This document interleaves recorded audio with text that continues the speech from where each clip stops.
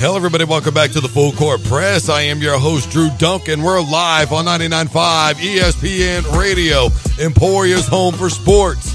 Facebook, Twitter, Instagram. It's all at Drew Duncan 83. Additionally, you can follow ESPN Radio at 995 ESPN.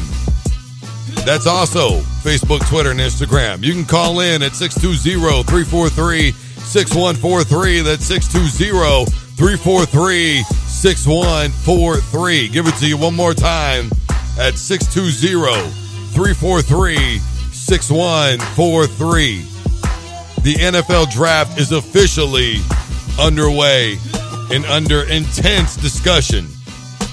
I mean intense. You have a lot of people that are completely baffled at the Baker Mayfield pick. I mean, they have been talking about his off-the-field stuff. They've been talking about his size. They've been talking about everything. Everything that you could think of has been brought up. So easy to point out why somebody can't succeed, isn't it? It's always easy to point out, well, this is why you won't make it, bro. People are bashing Saquon Barkley. He's not the guy in New York, you know, the Giants. Look, there's still plenty of quarterbacks out there. I don't know why everybody got so hung up on Rosen and Sam Darnold. I mean, these are guys that I wasn't fans of. I am not fans of either one of those two players. I don't understand what the overall enamoration, if that's a word, being so enamored with those two guys are. I don't get it. Like, what's the deal? Like, so when did everybody wake up and decide that Rosen and Darnold were going to be the guys in any organization? How do you get worse? And I'm talking about Sam Darnold. How do you literally get worse and people decide that you should have been the first pick in the NFL draft? I don't get that. I am. Can somebody help me? Am I confused for no reason? When did anybody get worse and then suddenly get better in the NFL? How do you get worse in college and get better in the NFL? That's what people should be talking about. That should be the mind blower. How is Mason Rudolph still on the board, but not Rosen and Darnold? How is Riley Ferguson still on the board, but not Darnold and Rosen? What's up with all the wide receivers? Yeah, we all knew about Moore. Ridley was talked about ad nauseum. What's going on with Miller out of Memphis? Why is he still on the board? You know, the real reality of it is some of it does boil down to necessity. I mean, you heard it with the first pick. New England decided to take an offensive lineman, and you heard it right away. Oh, well, Tom Brady likes that pick. Well, of course he likes that pick. All the protection that he can get. By the way, I'm talking about Isaiah Wynn out of Georgia. If you're listening right now, Maria, there's one for you. By the way, 3 picks overall came out of Georgia, 4 from Alabama, 7 in the first round.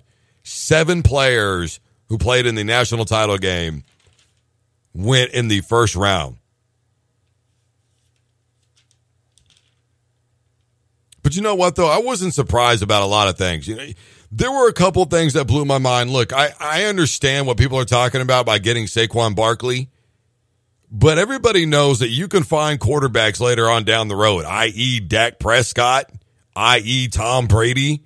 I mean, come on. It's not like you have to absolutely pick a quarterback in the first round in order to be successful.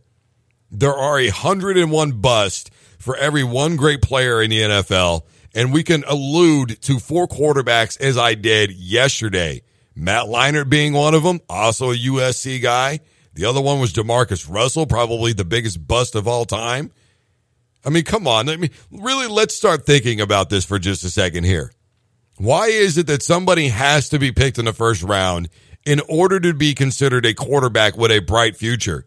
I mean, you saw the look on Lamar Jackson's face if you watched the draft at all. There was actually a point in time when Lamar Jackson was literally just kind of laying there with his head down. And when he finally got picked, kid looked like he was ready to cry. Like, how did I go number 32?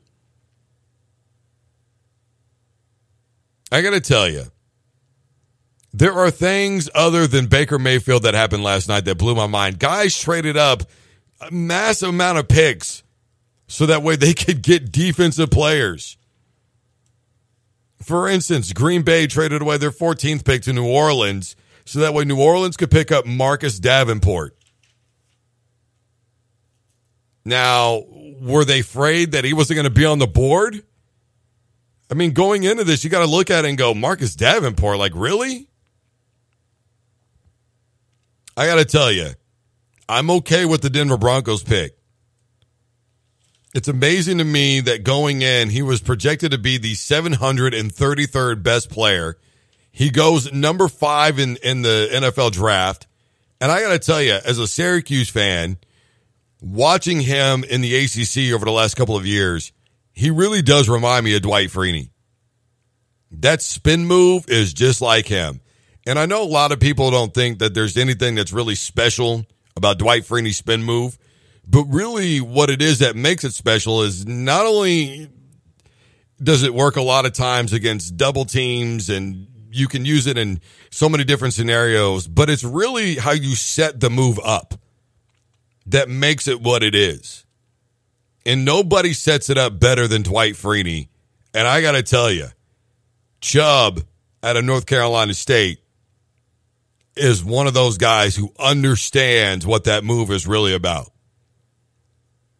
A lot of times it is about freezing the offensive line and convincing them that you're playing back, basically defending an option style of play, and then you spin into where the opening is, often to the inside, and you've got a direct line to the quarterback.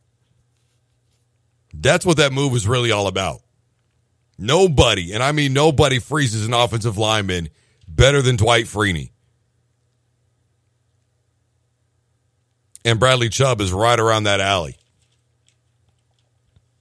You know, last night, one of the things that the draft really reminded us of, more than anything, I should say, is that it's not really about quarterbacks. Even though there was 5 taken overall in the first round, that was just an easy go-to, I think, for a lot of people.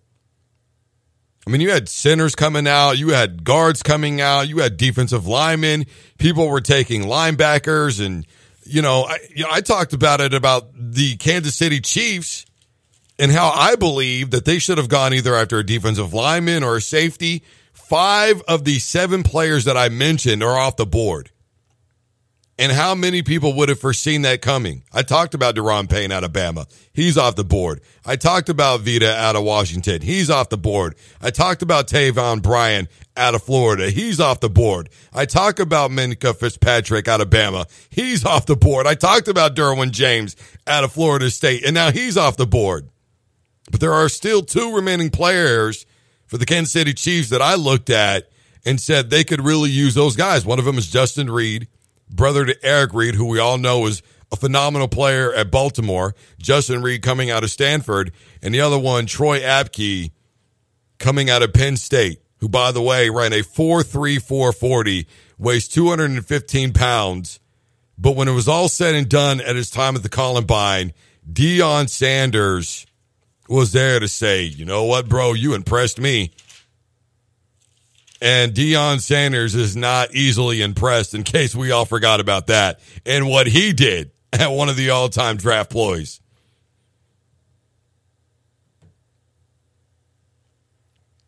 If I'm Kansas City Chief fan, I'm still looking at defense. I've heard some people say cornerback. There's a kid out of Colorado. Can't even think of his name right now at the top of my head. Maybe I can get it right. I want to say Isaiah Oliver out of Colorado. There are people that have alluded to him at corner. Maybe he would be a good fit for them defensively. I got to tell you, I'm really still fixated on defensive end and safety. I mean, to me, those are the go-to because, with Eric Berry right now, it is kind of up in the air. As I've mentioned before with defensive linemen, I think now more so than ever in the NFL, the way the game has changed and the offenses are not necessarily playing up tempo, but they're going no huddle in order to make sure that the defense cannot substitute. So you've got to be able to figure out a way to keep fresh guys in there. Guys are getting hurt as a result. So I still think Tim Settle out of Virginia Tech, RJ McIntosh out of Miami, and Rashawn Green out of USC. If I remember correctly, all three still available. Those would be guys that I'd be looking at the defensive front. And by the way, stop worrying about the term system guy, what he can do with the system. If you're a great football player, you want to know something? You can fit into any, quote, system. Granted, there are certain strengths and weaknesses that, are going to be greater in other facets of your game in certain systems than others. I'm not going to completely take that away, but my goodness, I'm so sick of hearing about that stuff.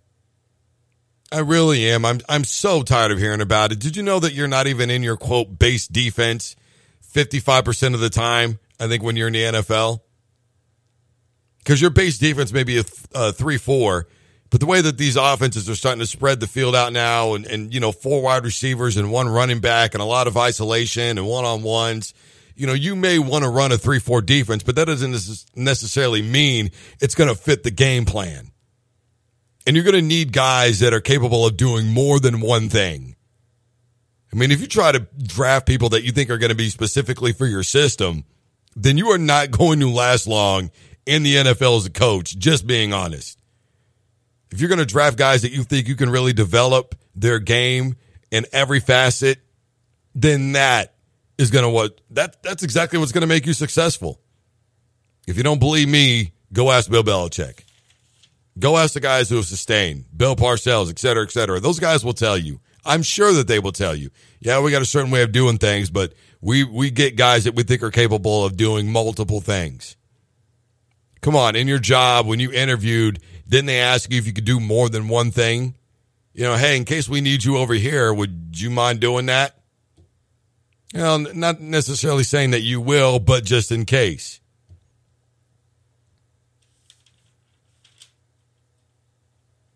There's still plenty of players left on the board for Kansas City. Again, a team that is good to go offensively. I could see you going towards the O-line, and I know a lot of people jump to that automatically, but I digress a little bit there because, again, I don't think it's as bad as people thought. I think a lot of the offensive struggles that Kansas City had last season were strictly with the reins being pulled back on the play calling. And I really do believe that it is as simple as that, period.